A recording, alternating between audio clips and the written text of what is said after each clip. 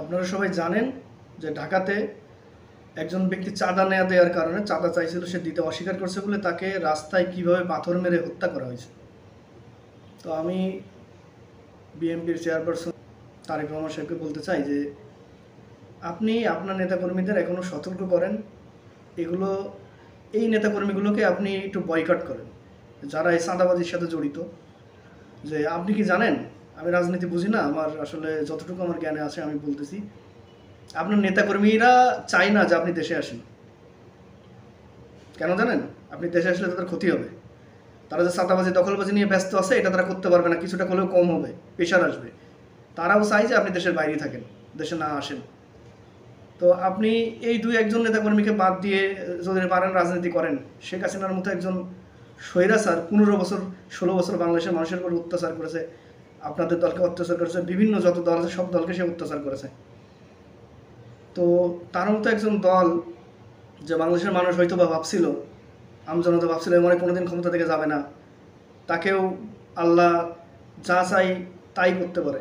যে আল্লাহর ইশারা ছিল হয়তো বা তাকে দেশ থেকে পলাই যেতে বাধ্য হয়েছে। তো আপনারা এমন কোনো কাজ করিয়েন না যে আপনাদের এই পরিস্থিতিতে যেতে হয়। আপনি এখনও আপনার দলের লাগামটা টেনে ধরেন। তারা যে পরিমাণে দখলবাজি শুরু করেছে, চাঁদাবাজি শুরু করেছে, এগুলো আপনি একটু খোঁজখবর নেন। দেশের বাইরে আছেন, একটু খোঁজখবর নিয়ে এই নেতাকর্মীগুলোকে দল থেকে বহিষ্কার করেন। দু একজন নেতাকর্মী চলে গেলে আমরা আহামরি কোনো ক্ষতি হবে না। আপনি এত বড় একটা বাংলাদেশের একটি দল, বিএনপি, বাংলাদেশের মানুষের মাটি ও মানুষের দল, আপনারা মনে করতেছেন হয়তো বা নির্বাচন হলেই মানে আমরা ক্ষমতায় চলে আসবো। আপনারা তার আগেই মনে করতেছেন যে আমরা ক্ষমতায় চলে আসছি। ভাই, এত সহজ না, ক্ষমতায় এত সহজ না। 5ই আগস্টের পরে, এই জুলাই অভ্যুত্থানের পরে, শেখ হাসিনা পলায় যাওয়ার পরে আজকে পর্যন্ত বিএনপির 1 বছরে কি পরিমাণে তাদের দলের বদনাম হয়েছে আপনি কল্পনাও করতে পারবেন না। হয়তো বা দেশের বাইরে আছেন, আপনার সব খবর আপনার কাছে যায় না।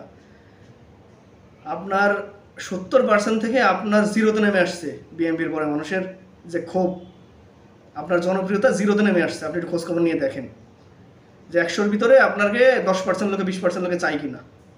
তো এভাবে যদি চলতে থাকে, যত দিন যাবে তত আপনাদের ভাবমূর্তি নষ্ট হবে। এই দখলবাজি এখনও বন্ধ করেন। আমার জানি না কি হচ্ছে, তারা আমার বাসার নিচে একটা নদী আছে, নদীটা দখল করে মাছ ছেড়ে বসে আছে। আমার বাসার নিচে এই নদী, এটা আমার হক আছে। আমি ওই গ্রামের মানুষ হিসেবে আমার হক আছে এই নদী থেকে মাছ মেরে খাওয়ার। কিন্তু তারা কোনো মানুষকে নামতে দিচ্ছে না। তারা ছিপ ফেললেই বলে, এই ছিপ ফেললি কেন, এখানে মাছ ছাড়ছি আমরা।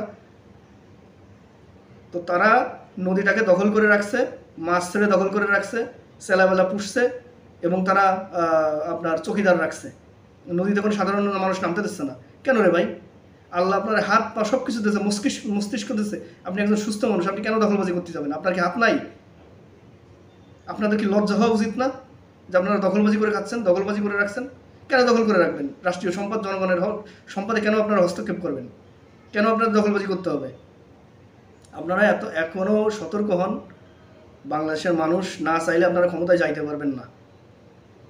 আল্লাহ না চাক, আল্লাহ উত্তম পরিকল্পনাকারী। আল্লাহ কি পরিকল্পনা রেখেছেন সেটা আল্লাহই ভালো জানেন। তবে আপনারা এগুলো বন্ধ করেন, আল্লাহর রাস্তায় এগুলো বন্ধ করেন, না হলে আপনাদের দিন দিন আপনাদের যে পরিমাণে আপনাদের ভাবমূর্তি নষ্ট হচ্ছে, তাতে আপনাদের জিরোতে চলে গেছে। আপনাদের দেখেন একটু খোঁজখবর নিয়ে দেশের জনগণ আপনাদেরকে চাই কিনা। আপনারা এখনও দখলবাজি বন্ধ করেন। রাষ্ট্রীয় সম্পদ, জনগণের সম্পদ হস্তক্ষেপ করবেন না, দখল করে রাখবেন না। এগুলো মুক্ত করে দেন, এখনো সময় আছে, মুক্ত করে দেন। কথা আমাকে বলতেই হবে, কারণ আমি এদেশের নাগরিক, আমাকে কথা বলতে হবে। আমি কেন চুপ থাকবো? কেন আপনি চুপ থাকবেন? অন্য হলে আপনি প্রতিবাদ করবেন না? আল্লাহ কোরআনে বলছে, সৎ কাজের আদেশ করো, অসৎ কাজের নিষেধ করো। তা কোনো অন্যায় কাজ হলে, কোনো অসৎ কাজ হলে আমি নিষেধ করবো না, আমি প্রতিবাদ করবো না? অবশ্যই আপনাকে প্রতিবাদ করতে হবে এবং এটা নিয়ে কথা বলতে হবে আপনাকে। আপনি চুপ থাকতে পারবেন না। আপনি কেন চুপ থাকবেন? আমি এদেশের নাগরিক, আমার এদেশে কথা বলার অধিকার আমার আছে। তাতে কে কী মনে করলে তাতে আমার কিচ্ছু যায় আসে না।